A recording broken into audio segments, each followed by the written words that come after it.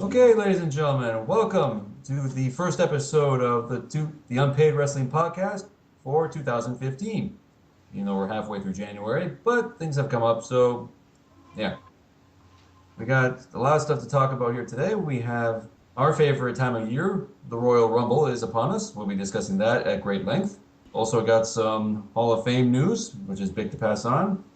Also some news regarding New Japan Pro Wrestling, some major staple in WWE returning, and two guys whose pushes are already in jeopardy. So once again, we will introduce our trio. Unfortunately, Shelley is unable to join us due to a windstorm and her internet being knocked out. But this new software we got, hopefully we can get more episodes to come.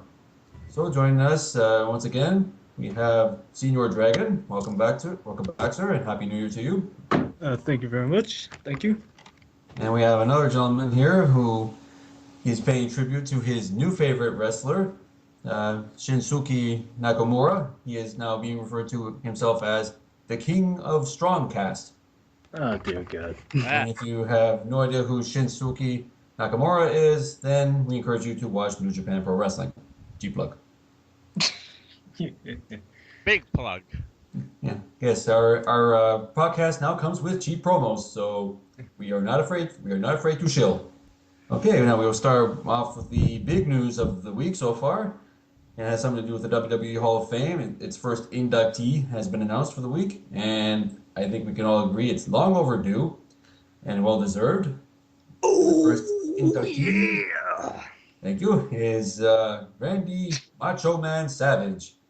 And I think everyone in internet wrestling land says it's about goddamn time. Damn Are we right. agreed on this?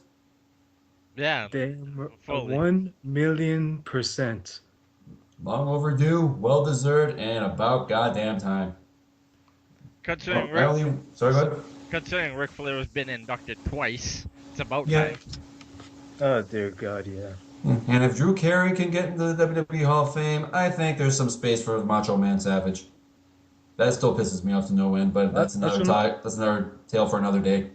Macho Man should have been in the Hall of Fame a long time ago, but I guess they're having problems with the genius, his brother. But now they finally got that out of the way and everything cleared up, and now his brother is finally letting him go. But I kind of feel bad because Hulk Hogan is supposed to be like bringing Savage in, and in reality, I think it's kind of his brother should be doing it. But I guess WWE be like Hulk Hogan should be doing it, but a lot of people don't exactly like Hogan bringing in the Savage, so it's kind of hard right there, you know. But I expect Lenny to do the introduction to the induction. He'll, yeah, he'll, he'll be accepting. Yeah, Yeah, Hogan will be the inducting, and Lanny will be the one to accept on behalf of Randy and the Poffo family. So mhm. I think the genius Yeah, will be involved in some way, shape, or form. I think they should because his brother is a heck of a lot better at doing promos. Because remember back in the day when he was doing the Genius, Oh yeah, he he's a was smart so man. Knows what he's good. doing. Wait, it's just like this. He was basically what Damien Sandow used to be. Like when Damien Sandow debuted as the The the intellectual genius. savior of the masses. Yeah, there you go. He was basically Lenny Poffo Yep, he right was. there. my So my favorite is wh- when Macho was being crowned, I guess is the way to say it, as the Macho King for the first time, yeah, and he and Sherry were on their thrones, and the genius was reading this long ass um, drawn out poem about yeah. the new Macho King. Well, I'm Uh, sure he'll have a poem to whip out. I'm sure, and I'm sure yeah, it'll be worth watching. that would be sweet. Hmm. Well, the thing, I did love the video though on Raw. I thought that was tremendous, tremendously done. yeah, definitely. The video was definitely good. The last superstars actually did some good impressions. Believe it or not, I kind of think Roman Reigns was actually the closest one, even though he did it way too long. But he did good. Yeah, yeah, it's good to know though. A lot of people have been clamoring for Savage, so it's about time and well deserved. And I only wish I'm sure we all wish that he was Yeah, still he should have around been to accept alive. it, but better late than never, I suppose. And Next speaking should be Owen Hart. and speaking of Reigns, it was funny. It was funny to see the difference between him in that pre-video and then when he came out live. It's like two different people. You could see which one Vince tampered with. You're like, where the hell is that guy? Yeah, Vince needs to keep his hands off Roman Reigns, so just let him do his thing. And you say Owen Hart, that's never happening. Uh, His wife will never allow that. yeah, it's unfortunate. Owen deserves to be in there, but as long as his wife has any say, it's not going to happen. Same goes for Elizabeth. As long as her family has any say, she's not going in either. Yeah, but both of those families blame the wrestling business for their deaths. So Okay, moving on from some news regarding New Japan Pro Wrestling. And if you have not seen anything regarding New Japan, you are definitely missing out. You must go see it. Again, cheap shilling. Because we saw Zero and I, we watched Wrestle Kingdom 9, which I think is their answer to WrestleMania to a yep, degree. yep. Which made it even more special. On English commentary, we had Matt Stryker and Jim Ross, the Jim Ross. Thank you very much. I think you And I guys should be think, talking about this because I haven't seen it. So I'm well, gonna leave. needless I'm to gonna leave say, when Wrestle. you We'll make it quick. We're not too yeah, long. we won't draw it out. We just want to say that one, hearing Jim Ross call wrestling again is just beautiful, music to your ears, and watching the wrestling itself, there is some entertainment aspect to it. But once they get in the ring, it's all go. It's all wrestling. It's no pandering or any crap like that. It's just two guys, or in most cases for the show, it was 8 guys or 4 guys or many guys just beating the living piss out of each other, and it And was phenomenal. and everyone that watched that show, not just um, our forum of us, but everywhere, everyone that watched that show came out of it a fan of just going, this is the best wrestling show of the year. Nothing is gonna touch it, and hard to disagree because the show was that damn good. Meltzer gave 5 stars to the 3 main events. JR called an AJ Styles match. Mhm. So, like, if JR never calls a match again, you owe it to yourself to watch at least the 3 main events. Like, if anything. And if you watch that show and you don't come out a fan of Kenny Omega and Nakamura, you don't have a soul in your body. That Well, sh- so that that show is just unreal. I went back to watch it at least 9 times now. yeah, it was hard to follow. It's like bouncing all over the place. Like, holy shit, what the hell's going on? It's all like, my eyes can adjust. But we have some news regarding New Japan. They are pushing to have a 1 hour weekly show. There is some news regarding that. They're Mhm. going to run a run for 13 weeks on a channel called AXS-TV. Not quite sure where that is, but Oh, somewhere in the States. we'll just refer to it as Access. Access TV, yes, but spell it out just for those who want spelling. And it's going to run from January 16th to April 10th. As I'm guessing as a trial run. So if you want to watch actual wrestling, make sure you tune into that. And then in April, that's when their next big pay-per-view is, which um uh like the news I wanted to bring up is that's when Jared is actually trying to get that on American pay-per-view. So that's if he does, it'll be the next American broadcasted New Japan pay-per-view. And he wants to bring back Jim Ross and Striker for commentary. Yeah, they did. Striker is a good person. Believe it. Like I don't know why WWE released him, but that's kind of dumb. He And he he impressed me at New Japan. Like his commentary was and his knowledge is top notch. yeah, Backstage the thing drama. is, he's a former teacher. Therefore, he studied. He probably studied and learned of Japanese, and that's how he probably got good. But the thing is, it isn't just Japanese. You could tell he's a fan of what he's watching. So that's what Mm-hmm. made the commentary more enjoyable. Yeah, true. Like he's a legit fan. You could tell by listening to him on that show. He's a legit Dude, he fan. had dude, he had to be a fan to get fired from being a teacher to become a pro wrestler. He had to be a big time fan. And it And actually felt nice to listen to commentary where they weren't shilling anything. I know we shield, but they shield to the ninth degree with social media and 999. everything else. It's like, shut up, watch the program, let the match speak for itself. Don't plug anything. Like, shut up. Yeah, like It, 999 crap. it was Exactly. it was a relief to listen to commentaries actually tell you about things that you're watching. Yes. Like Hmm. if you just go back and even just listen to the audio of that show, there's so much that you learn about those stars and the storylines. Like I probably couldn't tell you half the storylines in WWE right now because I'm like, what? But yeah, I could probably run down everything of New Japan just from that one show that I've learned. Oh, and let me just say this: fuck you WWE for not signing Kenny Omega when you had the chance. Uh-oh. Cause that man is fucking awesome. Very nice. Cause goddamn that man is awesome. Chainsaw arm, my new favorite move. Chainsaw War. If you don't know Oh what that yeah, is, look it up. I saw a YouTube video of that. That's kind of funny. Oh my. And he has the best finisher in the business. That electric chair drop into I, I don't even what he finishes it like into a Michinoku driver from an electric chair drop. That move is sick. Oh Yeah, wait, I yeah, you think I see know some of that. those finishers and you think to yourself, God damn, why is he not paralyzed? Because some of those moves, they just make you cringe. It's like, oh, God, I can feel that, even though I'm not there. Whereas WWE, most of WWE's finishers are like, eh. Oh yeah, yeah, you know WWE won't allow a lot of people. Kenta, if Kenta was allowed to have his movesets, we'd be seeing the GTS back. We would be seeing him basically do the majority of CM Punk and Daniel Bryan's movesets.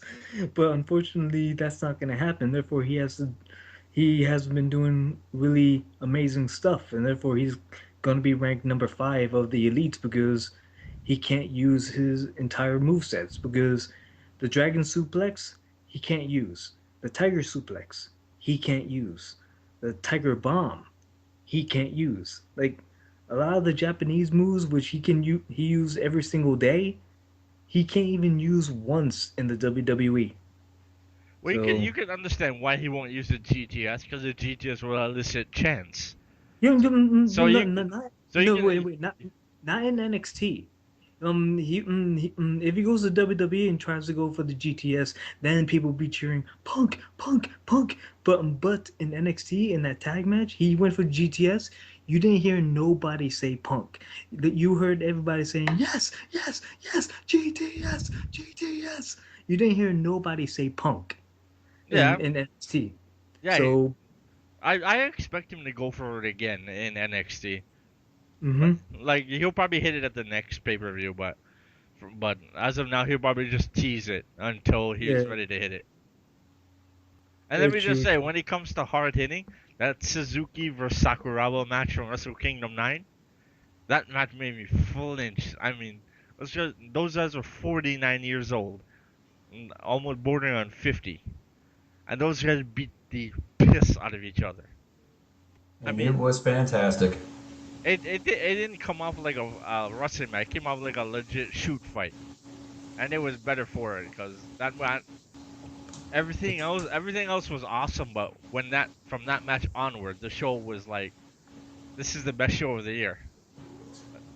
Yeah, but the thing about that match, it actually told a story. Like, you probably didn't know the whole backstory of these guys, but when they're legitimately beating the crap out of each other, it's like, oh, God. It's like, oh, I don't know what their beef is with each other, but they must really hate each other to do that. And Yeah, it is fantastic.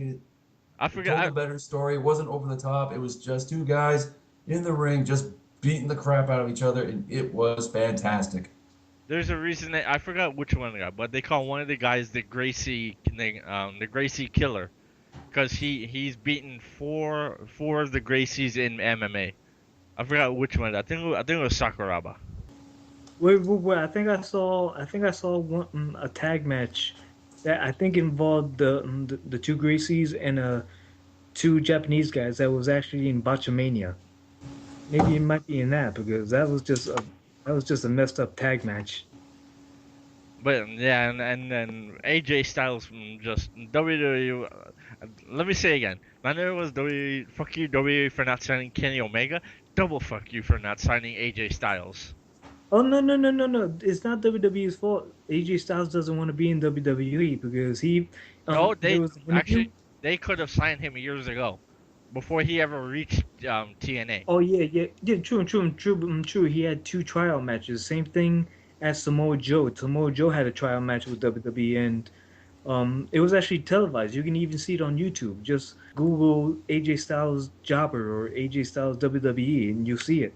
Yeah, it was on one of their lesser shows, Velocity, I think it was, or one of those Yeah. Yeah, from the early 2000s. yeah. There's tons of it. Daniel, you can see Daniel Bryan's pre and tryout matches. You see CM Punk's pre. You can even see Dean Ambrose. He had colorful hair. He had Jeff Hardy hair. Hard to imagine, but I'm sure it's out there. But yeah, in April, New Japan's next, hopefully American pay-per-view. So, and we will be live commentating over that, definitely. And yeah, if you haven't seen Wrestle Kingdom 9, and being a wrestling fan, if you haven't seen it, you need to. In fact, like the only show that's gonna be better than this is New Japan. That's the only way, because no outside wrestling out of it is gonna beat it. WrestleMania isn't gonna touch it. I don't care how good Mania is. It isn't gonna touch it from a wrestling standpoint. Basically, I think it's New Yeah, Japan true, saying top that. Problem is, especially since Triple H is still gunning for to face Sting, while everybody wants Undertaker versus Sting, that's not going to happen because Bray Wyatt's being pushed to be rumored to face Taker, while Sting is going to be facing Triple H. Like, And no one's Possibly, yes. I We know. can discuss that for another time because we're getting ahead of ourselves for that. yeah, I know you're going to have a rant about that. Yeah, well, I have a few. I have a rant regarding Brock Lesnar and such, but that's for later when we get to our Rumble discussion. And thank you, Meltzer, for giving 5 stars to the Nakamura versus Ibushi match. Well deserved, rightfully so, sir. Okay, now from excellent wrestling to what the? Wait. Oh, wait, not quite done yet. Hold on. Sorry. Oh, gee. No, I meant sticking with Jim Ross for a moment. Hold on. Let me pull it up.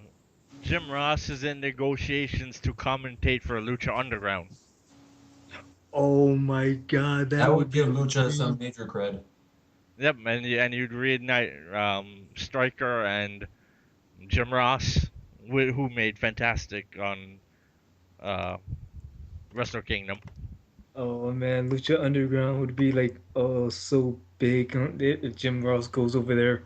And they simplify it. It's a two-man booth as opposed to the three-man booth that we have with all the other programs we have. Well, they Two-man's better, I think. Yeah, they run a 2-man, and they're not. According to report, they're not sure if they want to do a 3-man or they'll just do a rotation. So I say stick to the 2-man or go with a rotation. Because Vampiro, believe it or not, is doing good as a commentator. yeah, but if you are Ross, you and you're Lucha Underground, you Jim Ross greater than all your faves, basically. yeah, you'd want to reunite JR and Stryker easily, by far. Oh yeah, I know that. That's why I said a rotation. Do a rotation because JR and Stryker would probably be the number one pick, but Vampiro has been doing very good also. So I would keep Vampiro as like a secondary. Well, either way, if they pick him up, huge play for Lucha Underground right there. Oh, yeah, absolutely. Okay, we done? Yeah. Unless anyone had any, I figure Latin Dragon would have had more thoughts on it, but. And I know Alberto Del Rio is going to be going there, so that's going to be a big plus for them. I know John Morrison and the champion's going to have a feud for the title, so that's going to be a very good couple matches. Like, I'm kind of shocked they're going with the intergender with Sexy Star, but that's actually been doing good with them. And I think you know they got Eva Lise. Rumor they might bring in Fabi Apache to come in maybe, but like Wrestling Underground is gonna be very good this year because a lot of people are actually coming to that federation, and And due to the fact that WWE kind of mistreats the Hispanic community, you know the Latinos and Latinas will not be coming to WWE. They'll be basically coming to Underground for to wrestle within the states. So that's gonna be very good. And the benefit is, it looks like Lucha has a decent working relationship with New Japan since they let Striker work the event. So Yeah. that's a pretty big benefit right there. Yeah, From that makes up a lot of the Japanese guys will probably come to Lucha Underground. Maybe make it like a Asian stable, be like, we're better than Mexicans. That'd be so, no, man, that'd be kind of cool. Well, it's nice to see alternatives. So Hmm. a lot of competition is popping up. I mean, Yeah, the yeah. W We got Jarrett. TNA is doing a little bit better, but Jarrett's gonna be we'll get to coming. TNA in a minute. Yeah, yeah. Yeah. That's Um, next.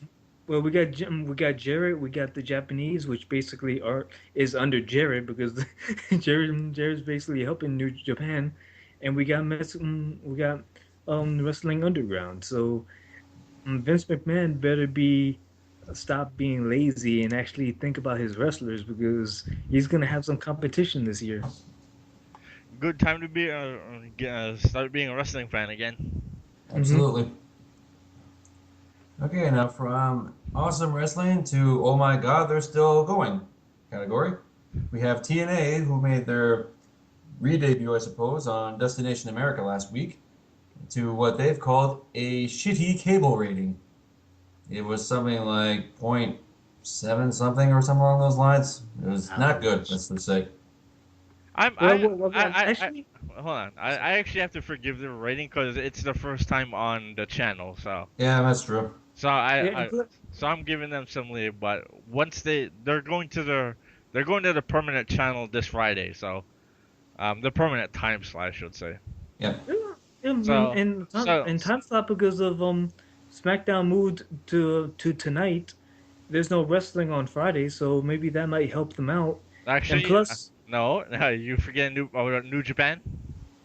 oh, that's Friday nights. Oh crap! Yeah, but All New right. Japan doesn't start. Well, actually, yeah, it does start this week. Sorry, Yep. but yeah, we'll see. But the highlight of TNA's re-premiere was the return of Awesome Kong. Oh, It's a yeah. little disappointing she didn't go back to WWE, but she has her reasons. But the Knockouts division is on notice, and you see her face to face with Havoc. It's like, oh shit, here we go. Even with the cool part of that was, Havoc was beating the crap out of Terrence Terrell. The lights turned off. The crowd was kind of silent, but then come, like close to the end of the darkness, everybody was starting to cheer and be like, "Holy crap!" They knew someone was in the ring with Havoc. So it was just like, and once that light come up, be like, "Holy shit! Welcome back!" Oh man, that was That's so probably the sweet. first time I've heard a holy shit chant for a stare down, Yeah, I know. where the Yeah. two combatants don't do anything; they just stare each other in the face. That was a good moment for them. Hmm. And later on in the show, we had a couple good matches here and there. Then we had a pair of unexpected heel turns and a new stable called the Beatdown Clan With the K. with a K, yes, which is not the best decision, I will admit. But then again, I'm not in their marketing department. Which this group consists of Kenny King, why he's still employed, I have no idea. MVP, Samoa Joe, Eric Young, and I think is that it, Yeah, or is there more guys in there? yeah. The three heel turns were Samoa Joe, Low Key, and Eric Young. Okay. Because Samoa Joe and Low Key were the two masked men along with Kenny King and MVP.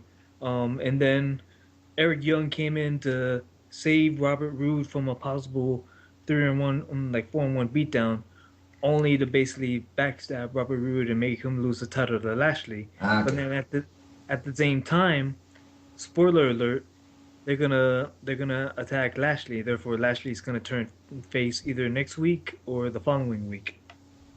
Yeah, there's like 3 or 4 weeks worth of tapings coming up, so Yeah. enjoy yourself, kids.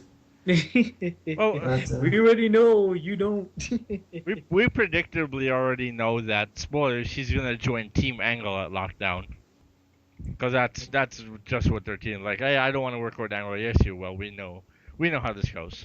Yeah, don't lie to us. We know the score. We know what's happening. We're not stupid. We have the internet. Let's back to Kong first. Did she give her reason for re-signing with TNA? As she said, why?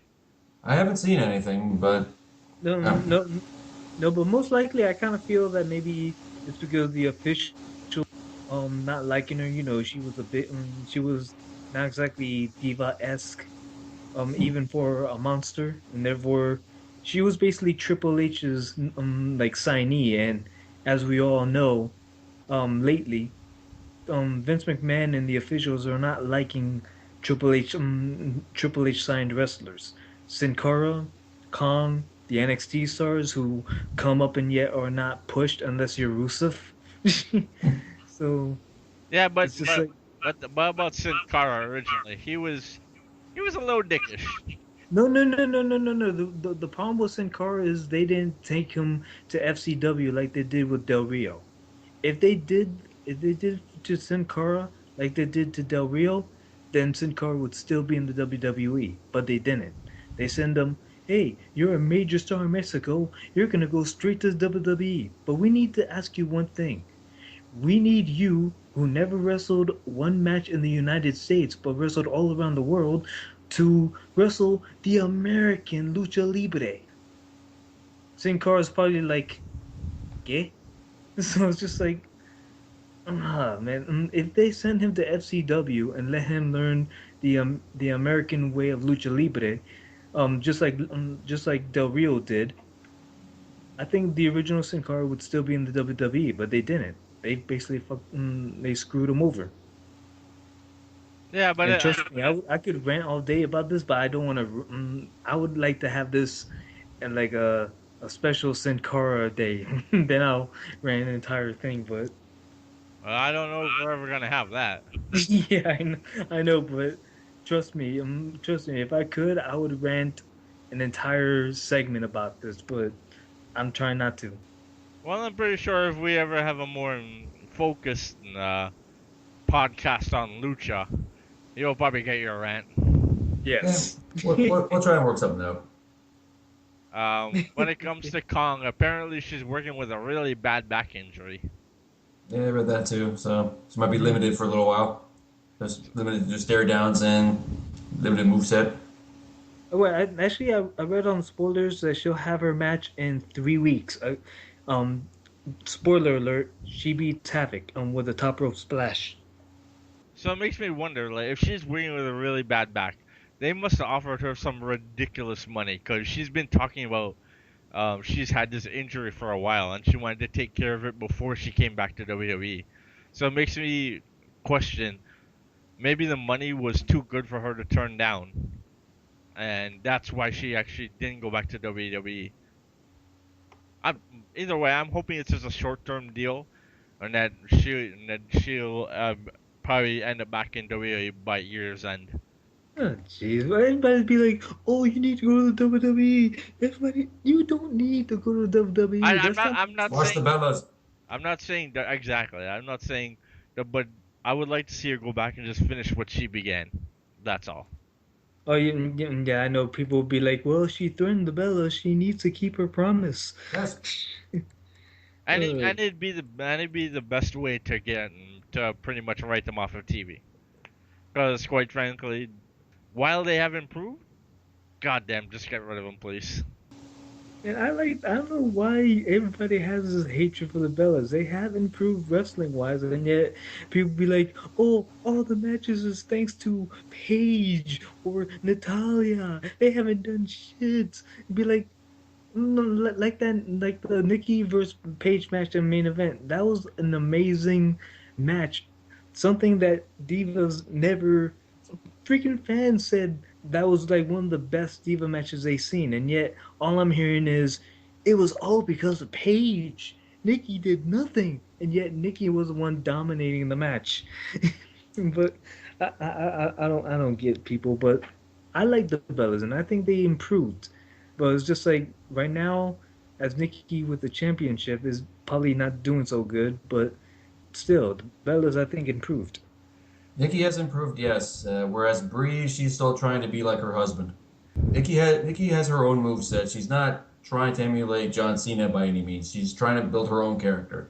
It's true. Plus, she is a powerhouse. She is a powerhouse now, even though Captain here doesn't want to admit it. But she's like the only person doing power moves for the Divas right now. So Her and Natalia would be considered as powerhouses, I'd say.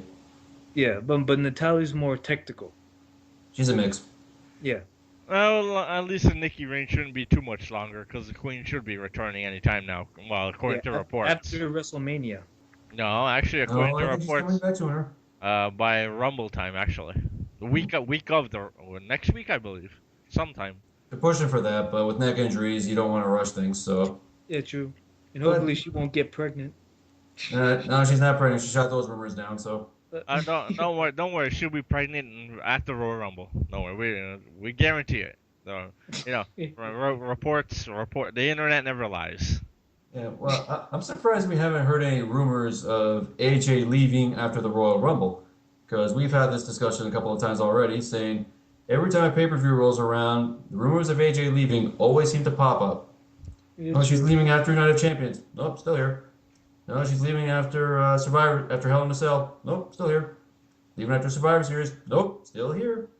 Well, she's on her break right now, so therefore there can't be any rumors of her leaving because she's on her she's on a break. So Well, she said in her Slammy speech, she said that she's not done being queen yet. So I think she's still gonna stick around for a while. So and that makes me smile. but Don't worry. Once she gets her fourth title reign and then she loses it again, those reports will pop back up. Oh, she lost the title. She's clearly leaving. Yep, chances are. All right, so we're good to move on now. Yep. Right. Yeah, the sooner we get away from TNA, the better. Yes, agreed.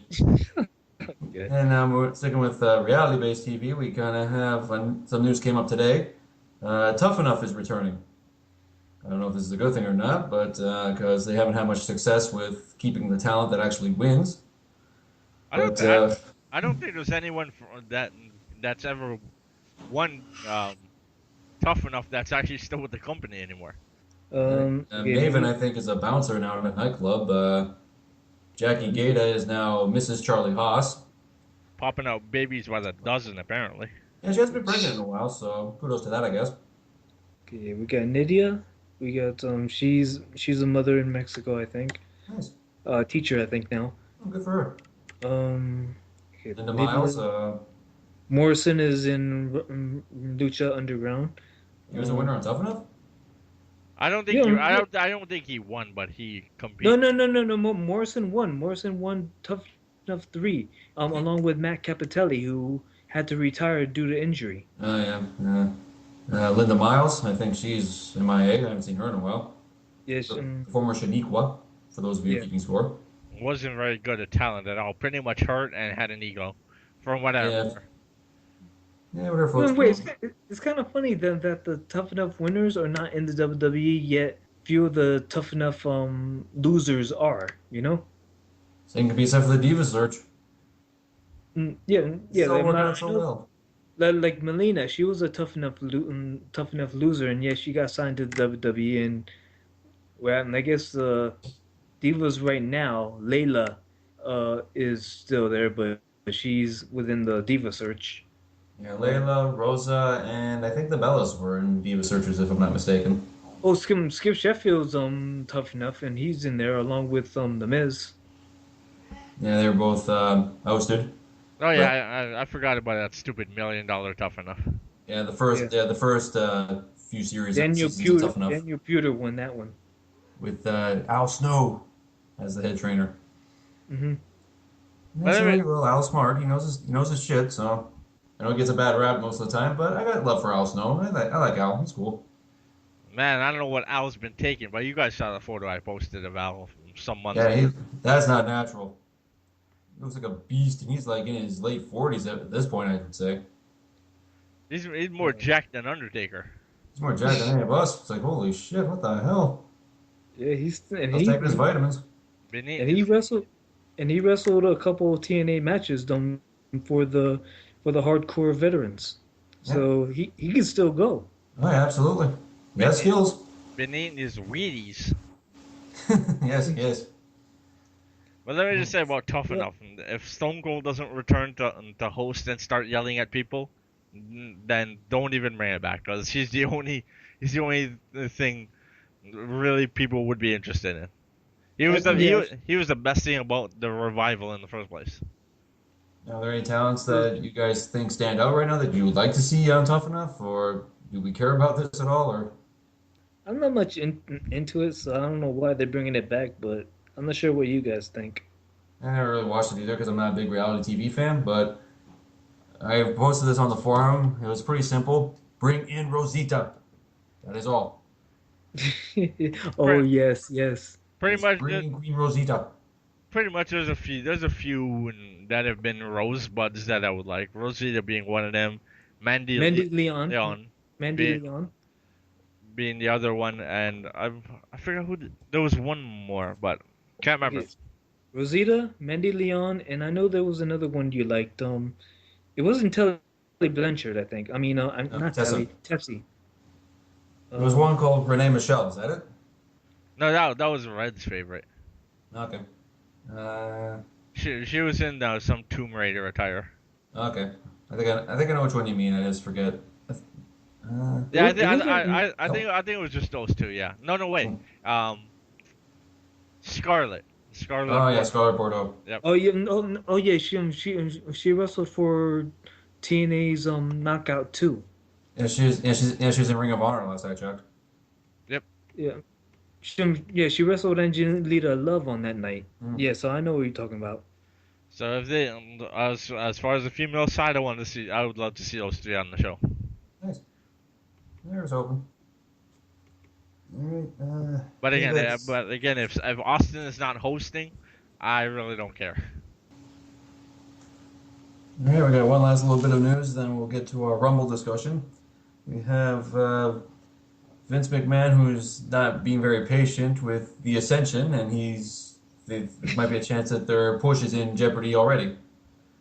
Well, Ascension's already in hot water because they cut a promo that basically tore apart Demolition and basically insulted the Road Warriors, which upset Animal very much because unfortunately Hawk's no longer with us.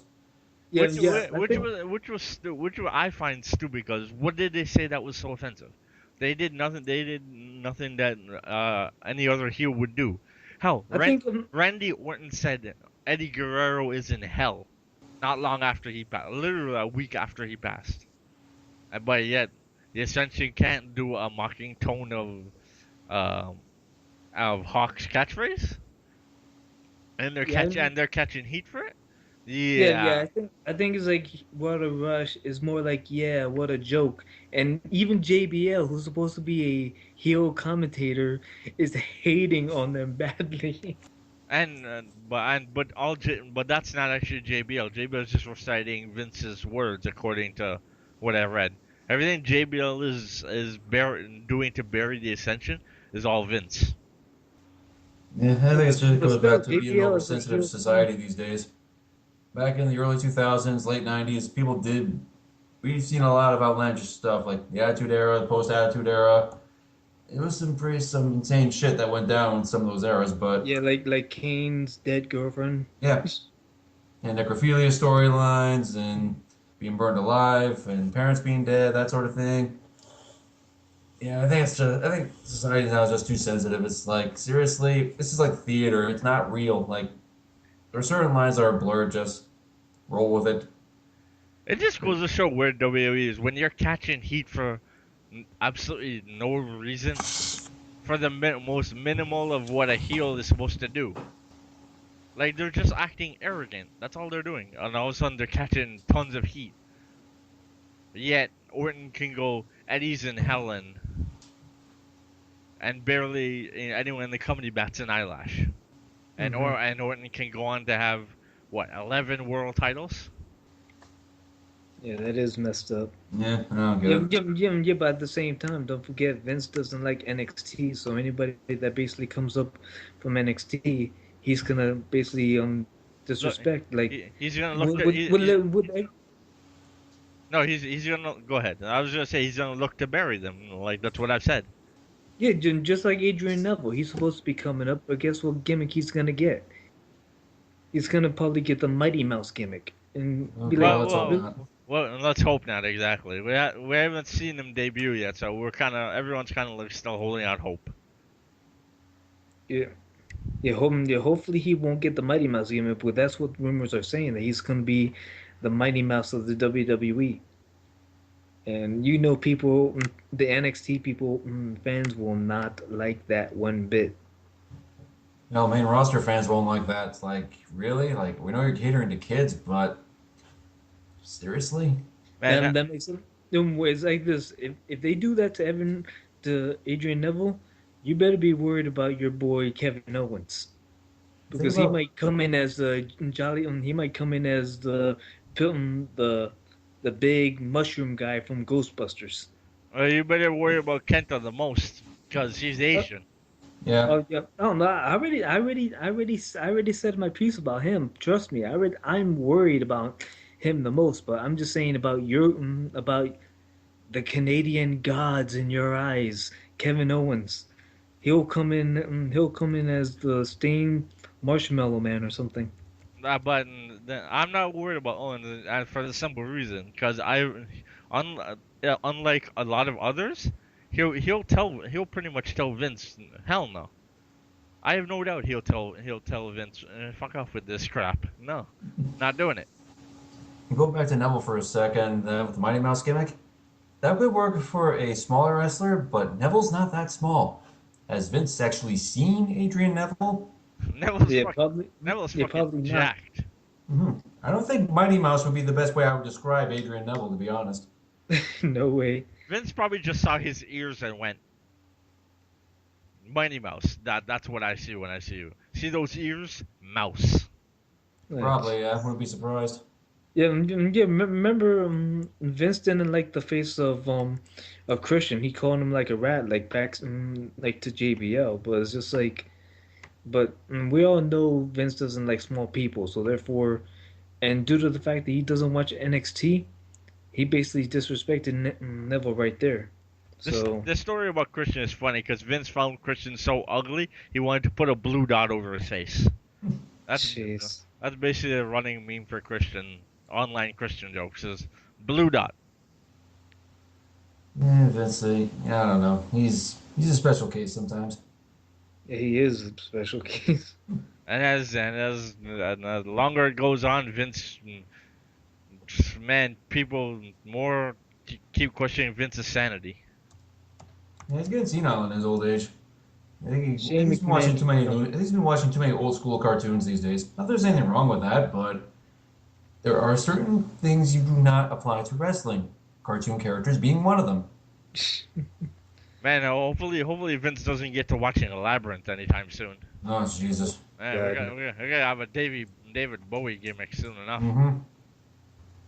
And you know he's looking at Tyler Breeze going, yeah, it's coming.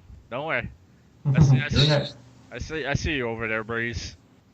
Jeez. So let me finish. No, Tyler Breeze will most likely be Sandow's replacement when Sandow turns face. Is the arrogant heel? You mean? Yeah, Sandow will turn face, and Tyler Breeze will basically replace him as the Miz's lackey. Yeah, that'd be good. That'd be a good fit, I think. Yeah, to- he'll be No, he'll go be ahead. like he'll come in as Mrs. like fashion stylist because he basically has the gimmick of Zoolander. Miz wouldn't have much luck, would he? Because everyone that he gets paired with outshines him by far. Guy just. With the exception of Alex Riley. I think Alex Riley outshone him too, at least in ring Yeah. wise. Yeah, what's his status? Is he hurt or what's his deal? Oh no, he's a commentator for NXT. I know he's a commentator, but is he hurt or something? Or why is he not wrestling? Oh no, No, he he does live events occasionally. Hmm. But someone get Riley off of commentary, I'm begging you. Yeah. Oh man, that guy. Oh, David Otunga and Darren Young came back and they're doing house shows, so they should probably come back on TV sometime soon. I think Darren Young's due back, but Otunga, not quite sure. But the Carlton Banks of WWE is back. And the bow ties. Well, I'm sure we'll probably see him Monday because just to lawyer it up and we got to get back the three elicited fired for just in time for the Rumble. Yes, they say they're going to invade Raw. I say yes, make that happen. Invade, stir shit up. I would love that instead of them just being hired back. Let them do an NWO-esque invasion. Yeah, invade, stir shit up. But Run it during a match. but instead of attacking faces, they kill every heel that they can come across. Yes, I agree. That would be awesome. Yeah. Then, well, most likely, if they do that, I see the NXT Elite being the baby faces and destroying the WWE heels. The NXT 5, which is basically Neville, Zayn, Kevin Owens probably would have to turn face and basically be like the babyface killer, almost like how Ryback was. Vince will never allow it. Vince will never let his main roster look bad. And I give you point to the evidence of the alliance. That's all you need to look to. Yes, that will be a topic for another day. The failed attempt at the invasion storyline. Oh, no, and the Nexus. Yeah, the Alliance have more clout. Yeah, there's a lot of what could have been that we have yet to run down. Oh yeah. All right, so I think that's it for worthwhile news. Now we'll get into the proverbial meat and potatoes of this episode. Our favorite time of year, the Royal Rumble, which is the precursor to WrestleMania season. So right now we only have 3 announced matches. More, I think at least 1 or 2 more will be announced by next week. We hope anyway, but we'll go with what we have. So far we have the 30-man Rumble match. We have the WWE Championship match, which I will rant on at some point at great length. And just announced this week we have a tag team title match with the. So we'll start at the bottom. We'll start with that. The Usos defending the titles against Miz and Mizdow again. So do we like this match, or is it just to fill up the card till the Rumble? Probably just to fill the cards, but it could possibly be Sandow's babyface turn. Because Uso most likely will win. Miz will be upset, get in Mizdow's face, and the fans will basically be behind Mizdow. Miz slaps Mizdow, and Mizdow just snaps and basically kicks his ass. But then Mizdow becomes like the stalker of Miz. That'd be kind of funny. I think it's pretty much filler, with the exception that there's a possibility. Even though it won't make a lick of sense, but like if Naomi turns heel, and like they bring up, she had to make a choice in her career or her husband. But somebody tells me I think that ship is long sailed. So yeah, it's probably filler. Usos will retain and probably move on to the Ascension. Yeah, I can see this was a bit of a filler match itself, but I think it'll at least plant a seed of dissension between Miz and Mizdow. I don't think the face turn will happen at the Rumble. I think they might draw this out a little bit longer and maybe probably have it happen at Mania, be my guess. But yeah, Usos to retain and move on to probably a multi-tag team match at WrestleMania, like a tag team turmoil match or something along those lines. I do like how the Miz and Mizdow is turning into someone died. What was that? Some rumbling. But yeah, I like how it's turning into a single white female. I've planted videos all over your house, Miz. In your bathroom, in your kitchen. Yeah, that was kind of funny. I do like how it's slowly turning into that. But what's gonna get me is that we know Mizdow's going to be the face, but how do you turn him? How do you turn a stalker face? Make him more. Wouldn't Miz be the one to sympathize with, since she's the one being stalked? I think you would turn Sandow into like a comedian type of stalking, not like an actual stalking. Be like, hey, I'm gonna watch you while you sleep. Maybe like some sort of like comedic version of it. You know what I'm saying? Yeah, kind of. I don't know how they'll pull it off, but yeah, I'm sure they have their ways. The only way I can see it is if he makes an effort to try to. He makes the effort, but he botches all his video. Like he goes, Miz, take a look at this, and this like static screen or something, I guess. Mhm. All right. So anything else on the title match? We're good with that. But that's it for the tag team titles. Okay. Now next for the I guess we can call it the co-main event, the WWE Heavyweight Championship match, which is now a triple threat. As it was announced a few weeks ago, we have Brock Lesnar defending the championship, only for the second time, which I will get to in a minute, against John Cena again. But the new little wrinkle into this match is the insertion of Seth Rollins. Now, do we like this new match setup, or do we not like it? What do we like? Um, mm, you want me to speak or Go. or Whoever, you want to speak? whoever's just go. Whoever wants to go for it, go ahead. I still gotta let Well, my rant formulate, so you guys go I'm ahead. I'm not much into it really because Seth Rollins already has a freaking briefcase, so that basically means Seth Rollins has two chances to if he loses, he can still like ambush or like the authority can help and basically beat up Brock Lesnar or Cena and then therefore Seth Rollins can cash it in and become champion. But guess what? If Seth Rollins becomes champion, you know don't for a damn fact Roman Reigns will be the one to take the title off of him. So if Brock Lesnar remains champion, then then you have a lot of people, a lot of different people to win the World Rumble.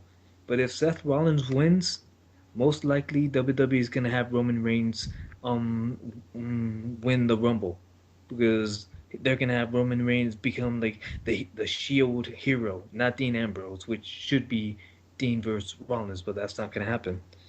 And I don't like Rollins being that. I'm not gonna stick to Cena versus Lesnar. That way, if Cena wins, we can have Bryan versus Cena too, which believe it or not, people do would still like to see again. Or like if Lesnar wins, there's like freaking like Bryan versus Lesnar, Dolph Ziggler versus Lesnar, like good matches right there. But I know a lot of foreign people are not gonna like me saying, but I don't think Rollins should be involved. Like Rollins already has the briefcase, so Rollins could still be attempting to be sneaky, but we all know what's gonna happen. Randy Orton is gonna screw Seth Rollins' chances. I'm bet because he's already back, but he's like in the shadows because he's like guess injured or something. I'm not like seriously injured, but like small, like a little bit injured. So I still say Rollins is gonna be close, like fingertips away from becoming champion, and then RKO out of nowhere, just like the YouTube things. But that's what I think anyway. Well, the match is intriguing. It wasn't so intriguing to see Cena and Lesnar one on one, but now it's like now you've got a vast field of possibilities because it's almost, and I said almost a guarantee that Rollins walks out of Rumble WWE champion. And I say almost because there's still that possibility that Randy um Orton. no, not Orton. I'm not even taking Orton into account. Uh depending on who is all the depends on who wins the Rumble. Who they have to win the Rumble. If Lesnar keeps the title, I'd say your best contenders are either Daniel Bryan or Dolph Ziggler. Yeah, If but Lesnar what? if Lesnar keeps the title, those are who it comes down to. Um, Mm-hmm. if it's Rollins,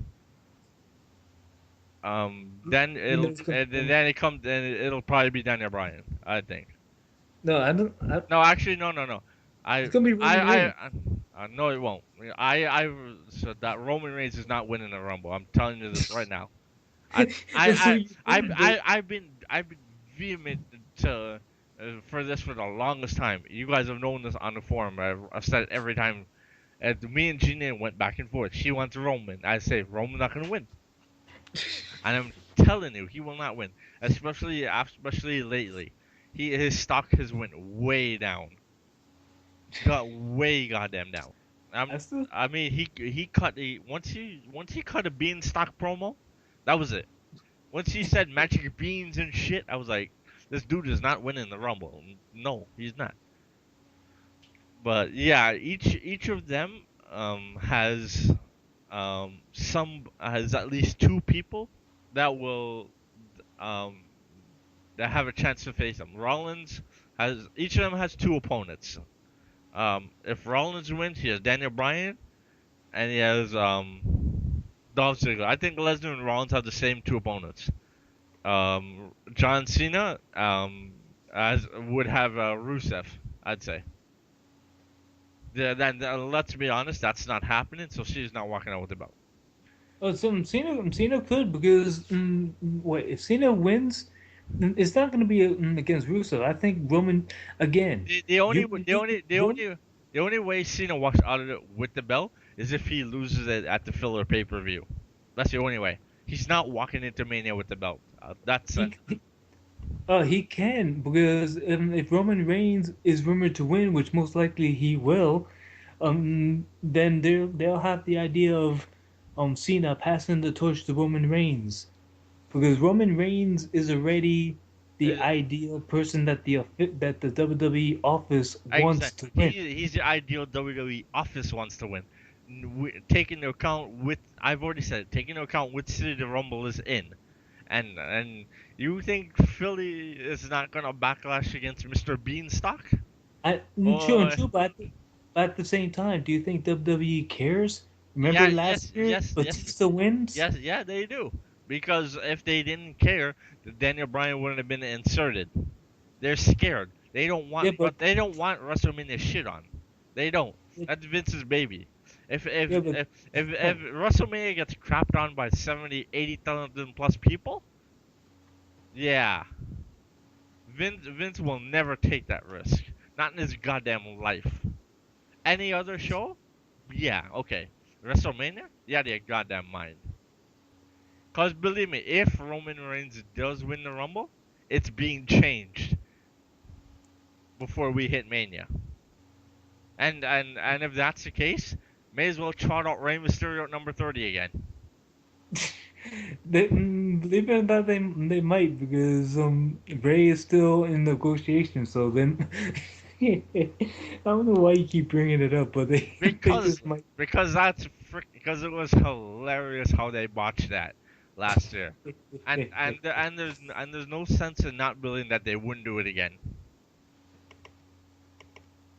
All right, so I get my take on the But title yeah, match. Joe? hold on, I was just gonna finish up the thought here. But yeah, I'm picking Brock to still walk out with the title because I believe they want to use him all the way to his last day at Mania. So, Mhm. um, and plus, him getting pinned in a triple threat match and losing the title kind of means nothing, especially what he did last year. So he kind of has to lose in a big manner.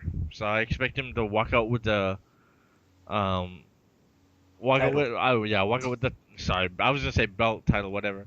He'll walk out with the title, head to Mania. Seth will not cash in at the Rumble. I have a feeling they're gonna save that for Mania. Yeah, on Roman Reigns.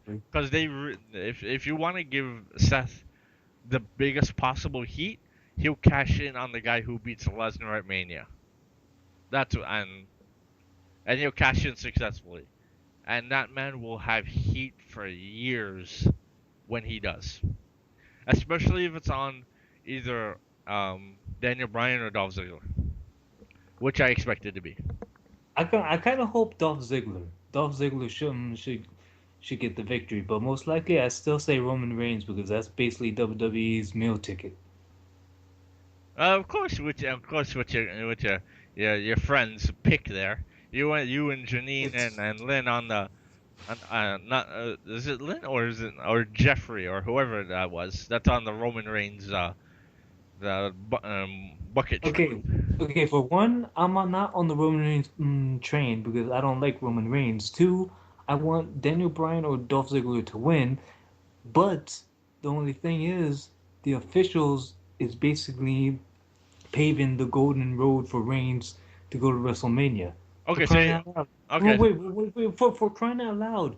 Reigns has not lost a freaking match since he turned babyface. He has not lost once, not even to Rusev. Every Reigns versus Rusev match always ends in a disqualification, just like Rusev versus Ambrose. You, Roman Reigns has not lost a match. Ambrose has not won a big match. So it's just like WWE is paving the reins for Roman Reigns. In fact, all the recent promos Roman Reigns has been doing, Vince McMahon has been helping him do promos.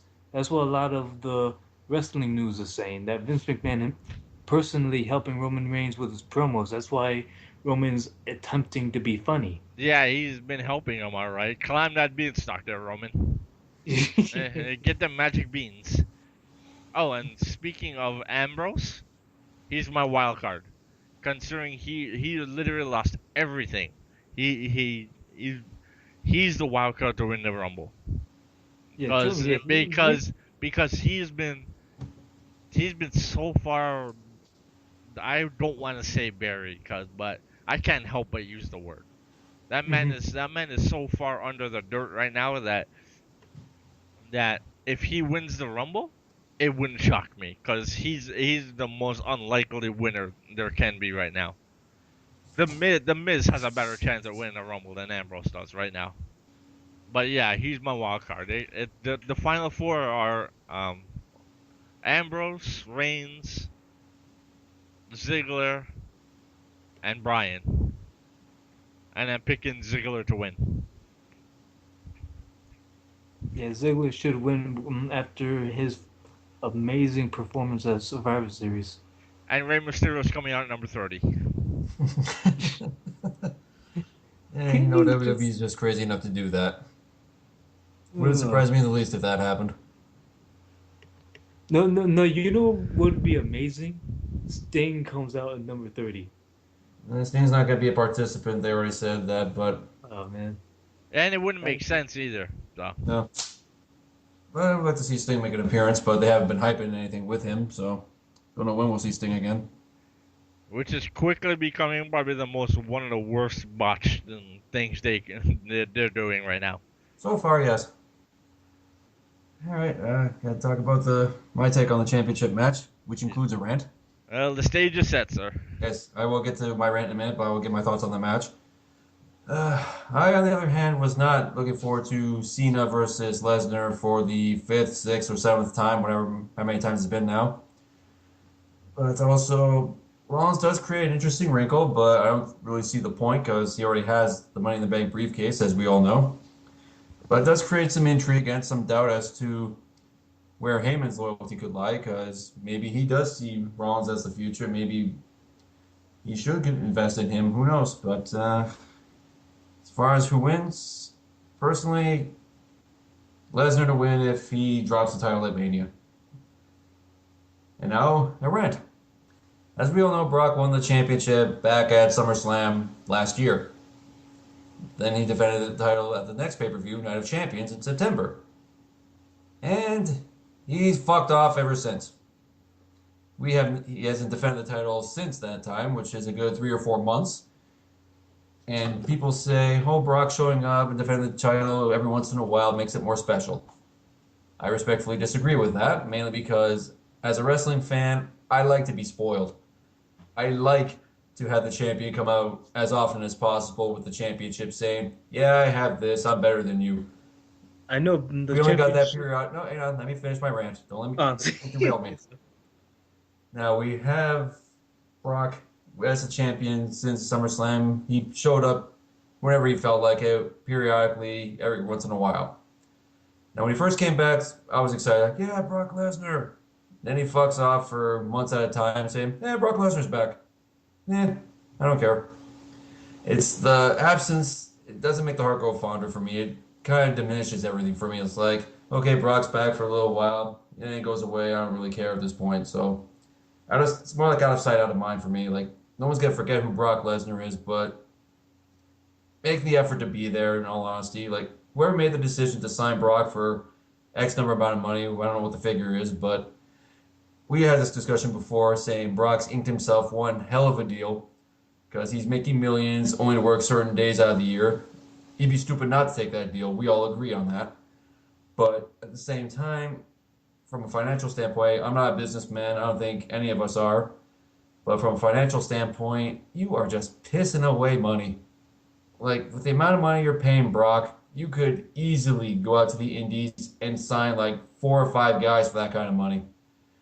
It's not a smart business decision. And giving Brock the title for so long, like, seriously? Like, when The Rock came back and won the title from CM Punk back at the Rumble a few years ago, his reign wasn't that long. It was like 2 months, if that. He dropped the title to Cena at Mania that year. And in that time, Rock at least made the effort to be there. And if he couldn't be there, he had an excuse. He was promoting a movie of some sort. What's Brock's excuse? Where's Brock during his downtime? What's he doing? Is he doing media rounds? Is he promoting events? Highly unlikely. Like, you don't see Brock on Entertainment Tonight or anything like that promoting WrestleMania. No. I don't know. Brock is just not doing it for me right now. Whoever thought this was a good idea needs to have their head examined. And the sooner he drops the title, the better. But I see him retaining, and everyone reports Triple H and Vince are on separate planets for this whole Brock mess. Vince wants to re-sign him for less money, but with UFC and Bellator calling, he's not going to take less money. He's going to take more money and run. Whereas Triple H, I know we give him a hard time, sometimes rightfully deserved, but he's smart. We'll give him credit. He wants Brock basically to finish up his contract, drop the belt at Mania, then move on, which would probably be for the best. So Brock to retain, carry on to Mania, and then drop it to said winner of the Rumble, whomever it may be, then just go away. Don't come back. Just fuck off. And I'm spent. Nice one, sir. You don't get to rant on this show often, but This is true, but if I have a topic worth ranting about, it is usually verbal gold.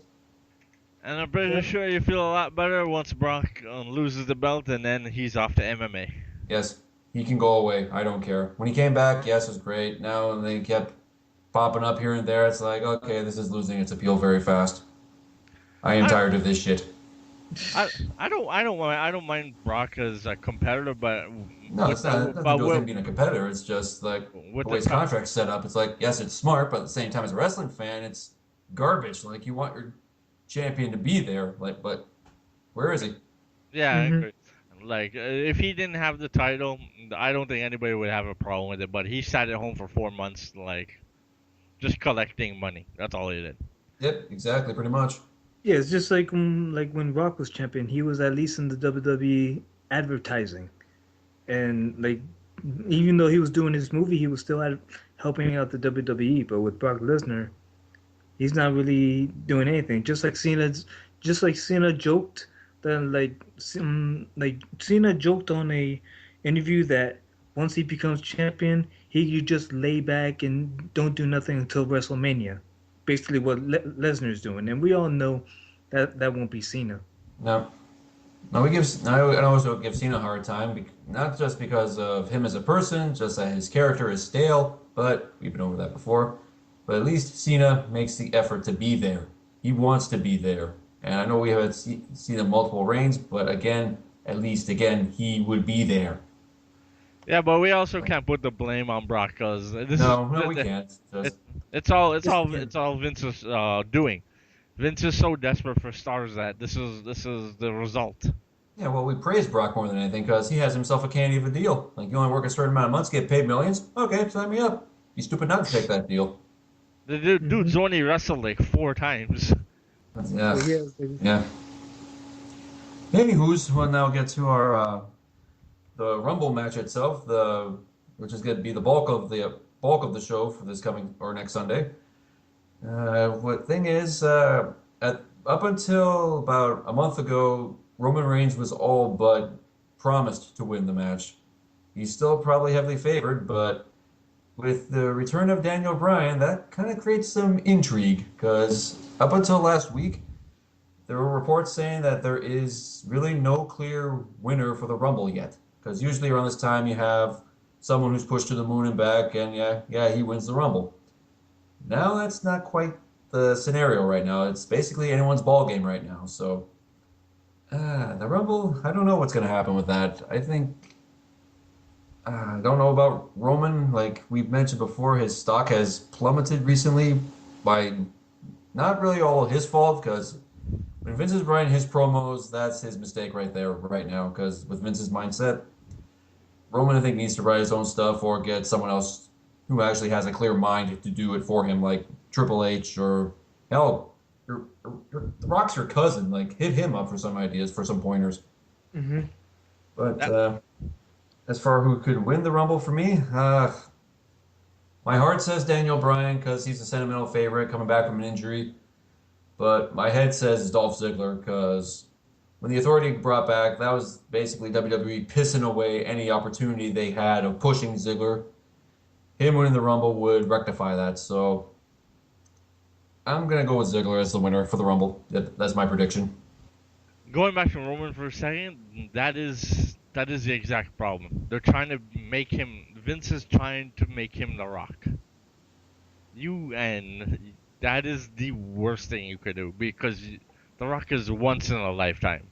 You can't find you can't manufacture that. That man that man has an uncanny ability to make a crowd do absolutely anything he wants. He says the most absurd shit, the most absurd, and we love it because the man just the, it's everything about He how just he oozes how charisma. yeah, it's everything about how he presents himself, how he says it, he tells a story about the crackhead, and you're like, what the fuck? But this is goddamn fucking hilarious. We'll go into another example. When he was feuding with Cena, he insulted Cena, saying he's on a box of Fruity Pebbles, or he's insulting Cena's quote unquote lady parts. What does the audience do? They chant Fruity Pebbles. You got Fruity Pebbles signs in the audience the next week, and you have the crowd chanting lady parts. Like, like you said, he can make the crowd do anything that they want, that he wants them to do. It's unreal. And that's what they're trying. That's what Vince is trying to do with Roman, and it doesn't work because Roman doesn't have even a quarter of the talent that The Rock does. He's got charisma, yes, and we saw it when he did the little Macho Man video. Like when you let him be himself, and this can be said for anybody else on the roster, he comes off much better. But Vince is so ingrained for some odd reason that he has to micromanage everything now. Like I don't know what he's worried about. Like nothing else is really giving you competition. So why aren't you letting these guys be themselves? And why are you micromanaging and literally ruining guys which you have been doing for years now? How Daniel Bryan escaped all that I don't know, but by sheer luck or by sheer talent, the man is somehow avoiding Vince at all costs. Oh, and speaking of that, if you guys haven't read his comments on the brass ring, I encourage you because we can all universally agree with pretty much everything he said in that interview. I And should look that up. if I can find a link, I'll link you guys to it. But back to Roman, it's clear that Vince wants him to be The Rock. He can't be The Rock. Quit trying, because it's ruining the man tenfold. And as for the Rumble, me and Squirrel are on the same page here about Ziggler for the win. And but I think much as I want Daniel Bryan and Ziggler to be the final two, something tells me that Daniel Bryan's getting eliminated early in order to try to keep the heat off of Roman, who will come in probably mid 20s. Just something tells me that's how they're gonna work it. Daniel Bryan will come in somewhere around 6 or 7. Yeah, and he'll go the Iron Man and then get eliminated by someone that's not Roman Reigns, just to keep the heat off of him. But yeah, Ziggler to win and go on to face Brock, which should be fucking amazing. Because Brock will kill him and Ziggler will play the underdog so well. Oh, Ziggler sells like crazy, so he will. Brock will kill him for like 20, 25 minutes, and then Ziggler will give minimal comebacks until the end when Brock will make one mistake, and then Well, Ziggler no, will. no, basically Ziggler versus Lesnar would basically be like Lesnar versus Guerrero. Yeah, he'll pull the Eddie Guerrero. Eddie Guerrero will come back. Yeah, Yeah, it Yeah, would maybe be so. like that. but is Goldberg gonna spear Lesnar? Because I'm up for that. that'd be random as hell. Just I'd be excited for that actually. That was the only highlight for me during that whole last run.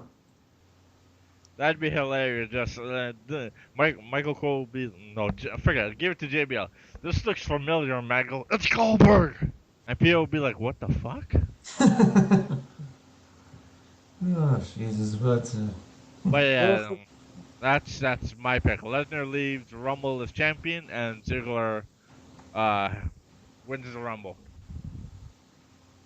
well, for me, the way the WWE's like having it, WWE is pushing Roman Reigns to be the winner of the Rumble. That's how, and then Roman Reigns will face the winner, either Cena or Lesnar, and he'll become the World Heavyweight Champion. But people are already discovering that that's their plan, and they're not gonna like it. So basically, the second thing they have to go with is Daniel Bryan to win, or Dolph Ziggler. Those two are the main people. It would be kind of cool to see Dean Ambrose win, but that's not gonna happen. But Ambrose is the wild card, like I said. Like if you're going with not if Roman, like I said, Roman Reigns is out. It comes down to Ambrose as the wild card and Bryan and Ziggler as the next surefire winners. mhm. Yeah, but I would have to actually go with you two and go with Dolph Ziggler because he had an wow. amazing showing at SummerSlam. Daniel Bryan would definitely be the ideal because Daniel Bryan versus Lesnar would be like an amazing match. But this was Dolph Ziggler's year. Dolph Ziggler made the Intercontinental title look like the World Heavyweight Championship. And he was that damn good. Like he always said that everybody loved him. He made he the match with Luke Harper was amazing. His matches with Seth Rollins was amazing. A lot of his Intercontinental title matches was simply amazing, and he deserves to be world champion because of that. So I have to go with you guys and pick Dolph Ziggler to win and Lesnar to remain champion, and therefore Lesnar versus Ziggler. Although I wouldn't be opposed to if Rollins does leave champion, just as long as Ziggler still wins the Rumble. Hmm. Yeah, I'd be alright with if Rollins catch as long as Cena doesn't win and you get someone else in the main event. I'd be happy with that. Hmm. Cena's the only one that can't walk out of Rumble WWE champion. That's the only thing Right. when it comes to that match. Well, even if Rollins does cash in, that opens the door to more possibilities and makes the main event of WrestleMania seem more believable. Because you got Brock against whomever it is, it's going to be an underdog story. Unless Roman Reigns does win, that's power versus power. But if the smaller guy wins, then it's going to be the David versus Goliath type story. But if Which is a much better story to be told. true, but I like to have a nice even match. Like if Rollins wins, then that opens the door to guys like Ziggler or Daniel Bryan or Ambrose having an actual legitimate chance to win and make the match go either way for either Rollins or his challenger to be named. So that's the only opportunity I'd like to see. If Rollins wins, then that opens things up. If Brock wins, it still opens things up, but kind of gives us the been there, done that with the David versus Goliath thing, as opposed to having a more closely contested match with people of similar skill sets. And That's just my also personal preference. and also if Rollins cashes in and wins at Rumble, it actually uh makes WrestleMania and the Raw after intriguing because every Raw after Mania for the last couple of years, someone's cashed in. So it'll be the first Raw after Mania that no one is able to cash in on the champion. And so it'll make a like if Ziggler comes out of it with the title, it'll be like Ziggler's not being cashed in. He's gonna he's the champion. Like no one, he's not getting screwed. Hopefully, they don't find a way to like Ziggler's gonna get his reign. He's not getting screwed. Yeah, hopefully they'll do that, but most likely Rollins will keep the briefcase. Well, he has only until July to cash it in. Only a 1-year contract. So that's what I'm hoping for. Like I would rather him cash in at Rumble, let him get the title. Brock goes off. If Brock works Mania, let him work it non-title. I have no problem with that. And then he'll put over whoever. I preferably Daniel Bryan. And then have Rollins and Ziggler main event. And then Roman Reigns can fuck right off. Yeah, but the problem is, will you guys honestly think that Vince McMahon will okay Ziggler versus Rollins as like the future main event? I really don't think so. I think Roman Reigns will basically win it because that's basically their ideal man. But Well, and That's Vince's it's like this, ideal man. to the fans, it's gonna be Ziggler or like Daniel Bryan versus Lesnar or Rollins. But to the WWE, it's gonna be Roman Reigns versus Lesnar. And the Philly crowd will riot. Batista was the chosen man last year, and they shit themselves after that reaction. It's gonna be doubly worse if they go through with Roman this year. Yeah, Roman's in a bad spot. He has the talent, but he's going to be in the same spot Batista was in last year. Mm-hmm. He's the guy that management wants to win, but the fans don't want to win. So Yes. And it's not like everyone hates Roman. Everyone's like No. the guy. We have no problem with him, but he's not ready to win it now. No, I've said before on the forum that Roman will win the Rumble at some point. He will be a heavyweight champion at some point, just not now. Now is too soon. Exactly. There's other guys that deserve it and that people want. Yep. Mm-hmm. Yep, Roman's a future champion, don't get me wrong, but again, right now it's a case of too much too soon for him. He still needs to do some work on his mic skills and getting over more a little bit better. But he's getting there. He's making strides, but he still has a little bit of work to do. Everyone's already submitted that. If he wins WrestleMania, Royal Rumble in 2016, fine. If he's ready for it, he'll win that Rumble. Go ahead, but this year is not his time. Don't do it now. And if what you do, you better listen, because if not, if you don't learn from history, you do to repeat it. Yeah, that's very true. And the Philly crowd, they will have a shit fit. And Philly crowd don't fuck around. They will. No, hell no.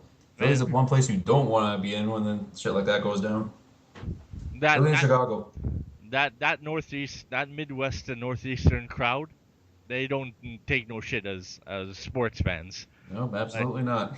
You don't give them what they want, and they let you know. Oh yeah.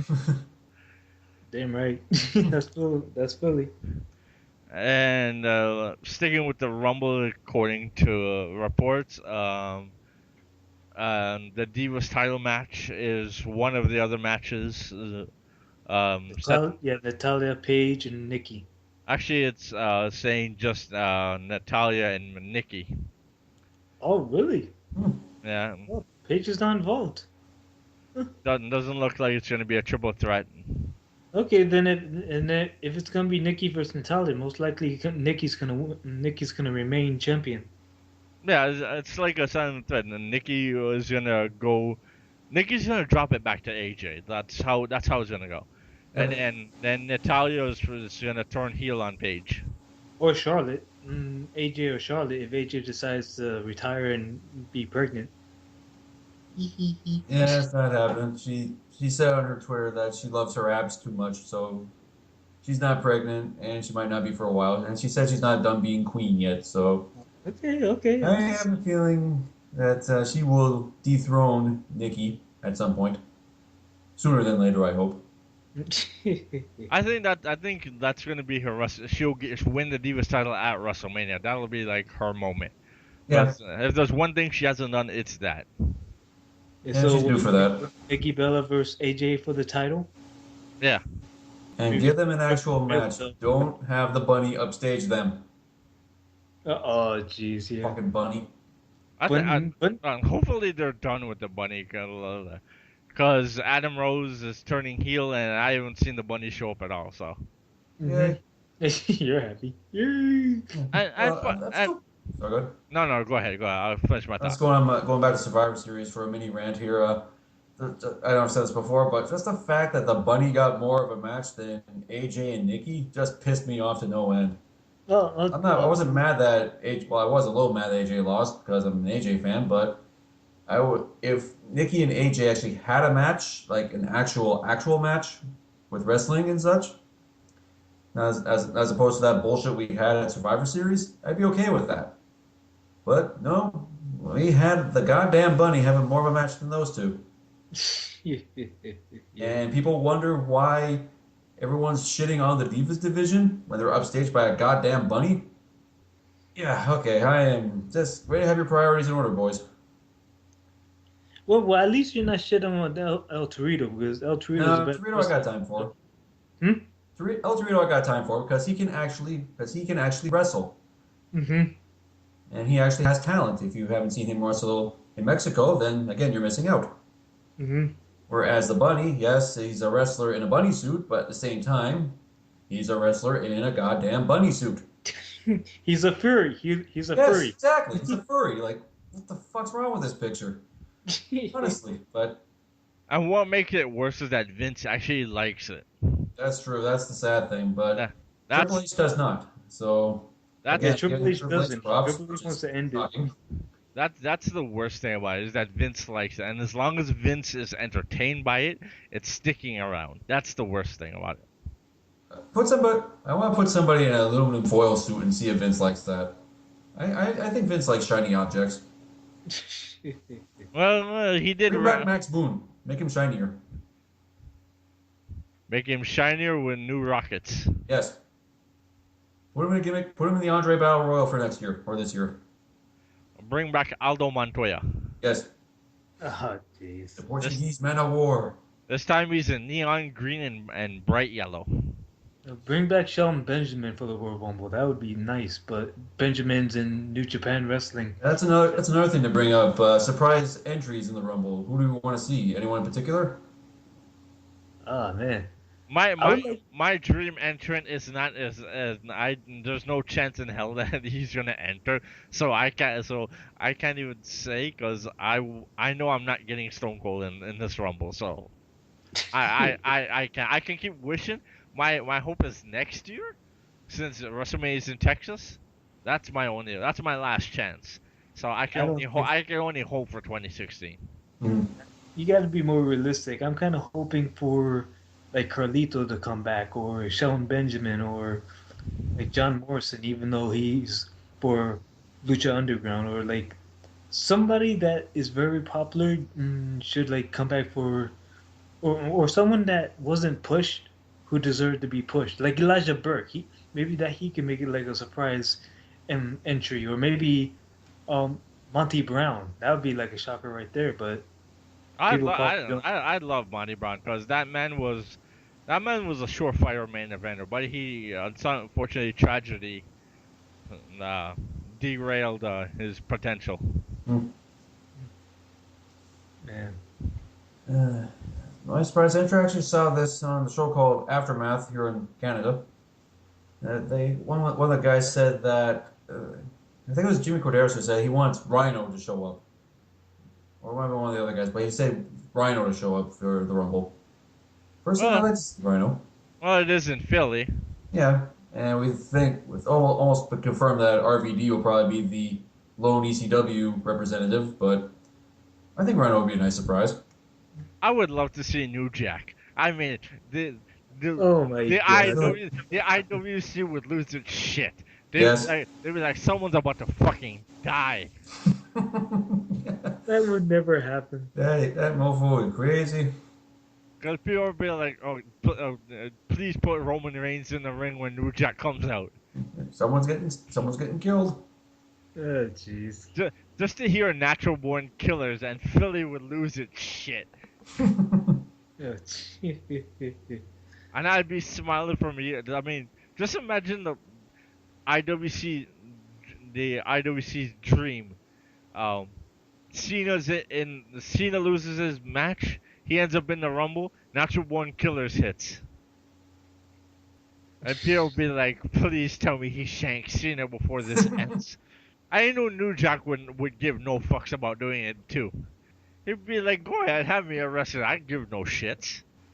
If it's not Austin, that'd be the surprise entrant I want. Just because it's in Philly and it'd be the biggest what the fuck is WWE thinking?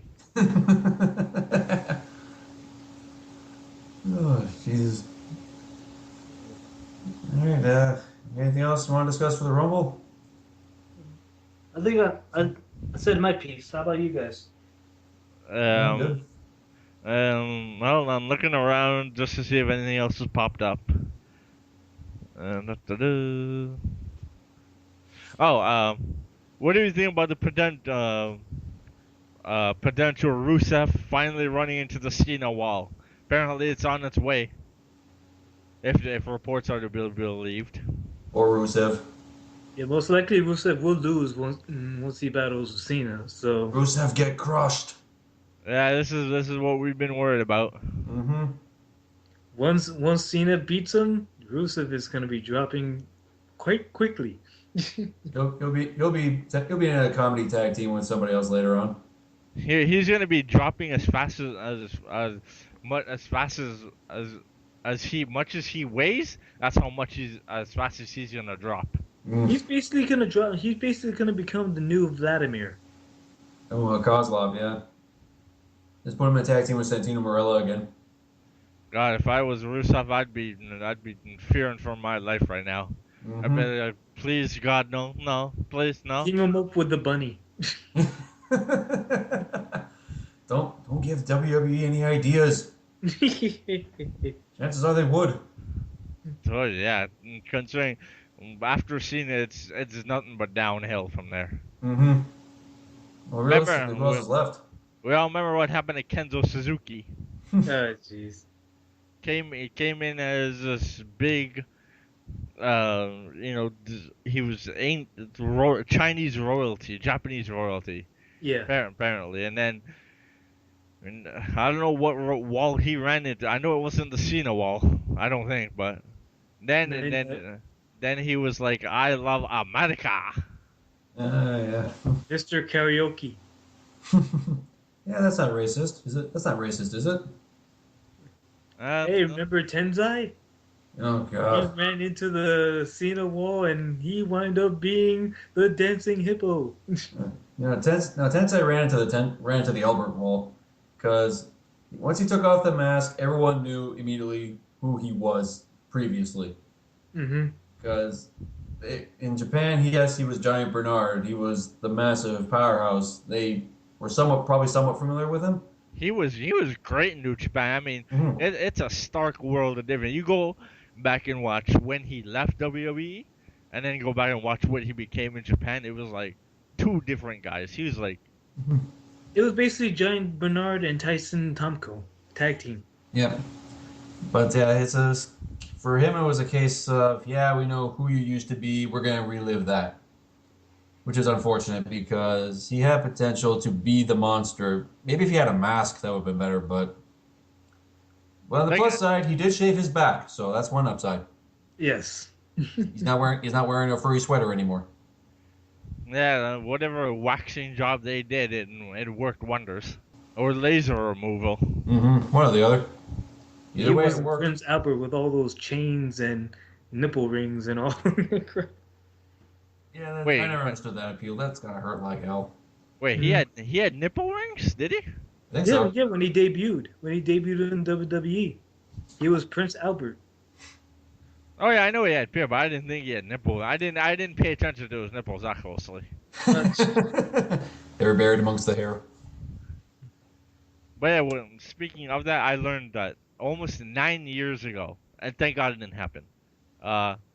Nakamura almost ended up in the WWE because I forgot, it was John Laurinaitis, and I forgot somebody else were trying to get him to WWE, and this was pre King of Strong Style gimmick.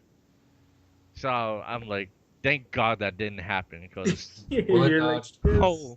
holy God, and he wouldn't have been the awesomeness that he is now. No, he'd be buried in some racist tag team right now. But yes, bullet the dodge for sushi duo Nakamura. with Yoshitatsu. Yeah.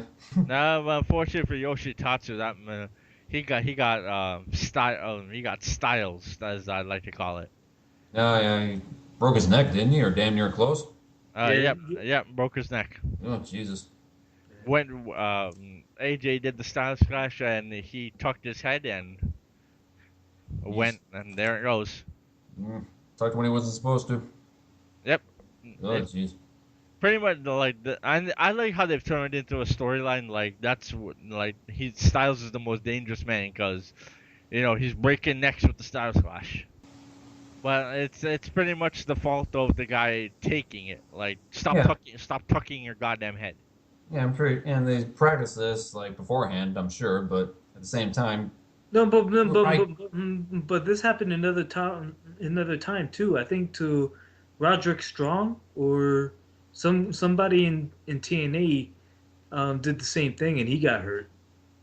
I forgot. He's wrestling. He's back in wrestling now, but I think it was Roderick Strong that almost got his neck broken by Styles. Well, if he did, he's doing fine. He's doing fine in ROH. Mm-hmm.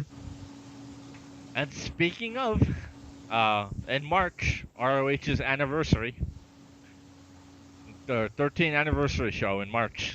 Nice. So, and I know we're still recording, but we're doing a live commentary for that one too. It will be entertaining and fun. I've only seen a handful of Ring of Honor shows, but Alberto Del Rio.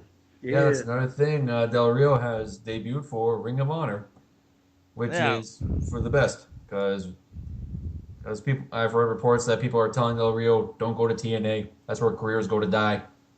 Pretty much. Yeah, but I actually saw another report recently. TNA was trying to sign Edge to a contract.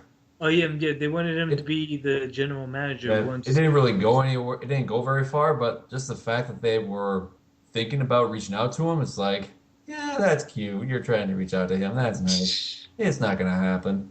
Quit fooling yourself. Well, it's better to make the attempt than instead of going, well, the guy is doing nothing. Yeah. At least it's better for them to make the attempt. Yeah, true. Instead of reaching out to Hogan again. Oh God. Yeah, that worked. And that started their problem. Yeah. But according to Dixie, I believe it was on the Wade Keller interview. I think she said she'd hire Hogan again. Oh Jesus. No. It's like this woman has learned absolutely nothing. No. And if this experiment on Discovery America doesn't work, then TNA is going to have the plug pulled on them at some point. Yeah, but I doubt that's going to happen considering even though the ratings to us were crap, they beat out every show on Destination America. So that network isn't going to get rid of them. We'll see. It's still their first episode, so there's still hope. We'll see. And one more thing, NXT has their next show coming up in March, I think you said it was? You said February. Oh, February, okay. Yeah, February 11th. Nice. So keep your eyes and ears open for that. That'd be exciting. Because if the last two pay-per-views from NXT are any indication, I'm sure they'll be just as enjoyable, if not more so, than what the main roster is dishing out these days. Basically, NXT's pay-per-views will make Vince piss his pants in anger. It's funny because it's true. And hopefully that show is main evented by Owens versus Zayn. Should be. As I'm sure Ring of Honor purists and Canadians alike, we will lose our shit. No, actually, I think it would be Zayn versus Neville versus Owens in a ladder match. That would be nice. Either way, it's going to be 100 times better than what WWE is putting out for main events these days. Yes. And I will enjoy it. I can't wait to see how Vince reacts, because if he goes with Roman versus anybody, the 1 year developmental show is gonna beat out your WrestleMania main event by far. I can't wait to see the reaction. He's gonna be crying.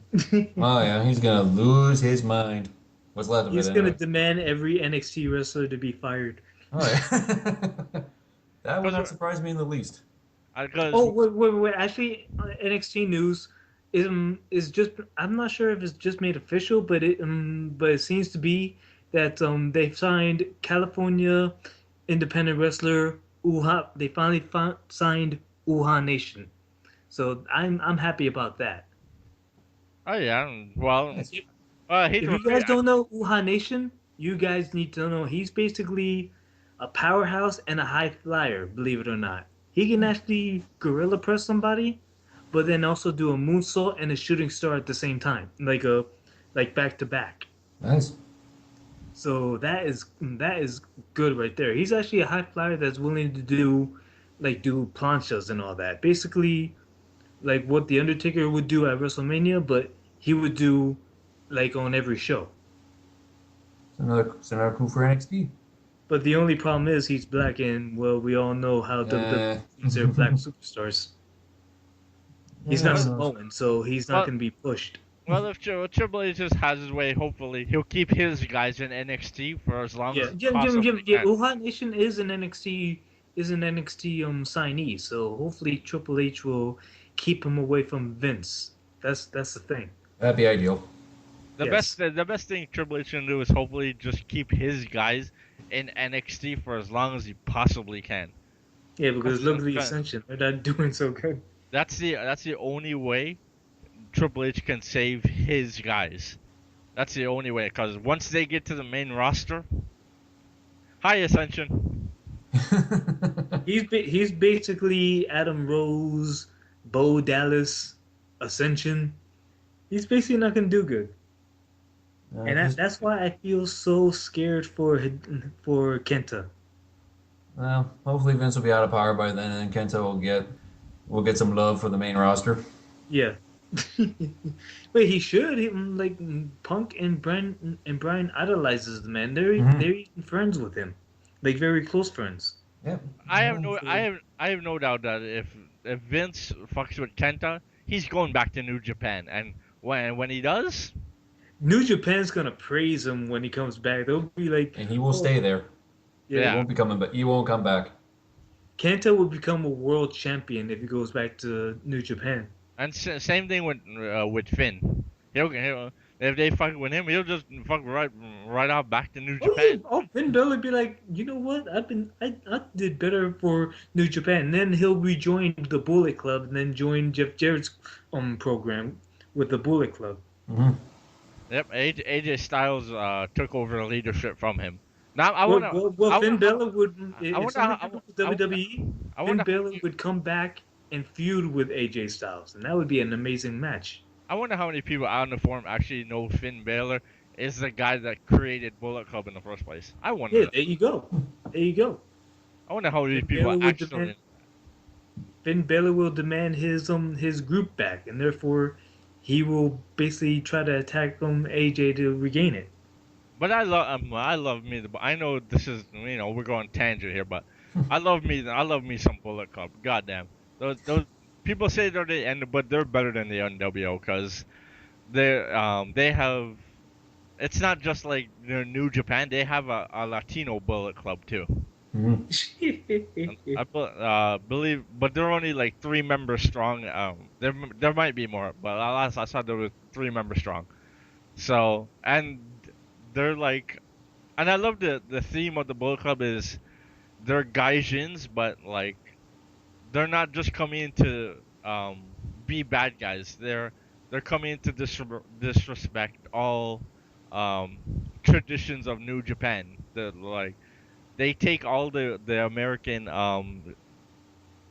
shenanigans and they use them in Japan.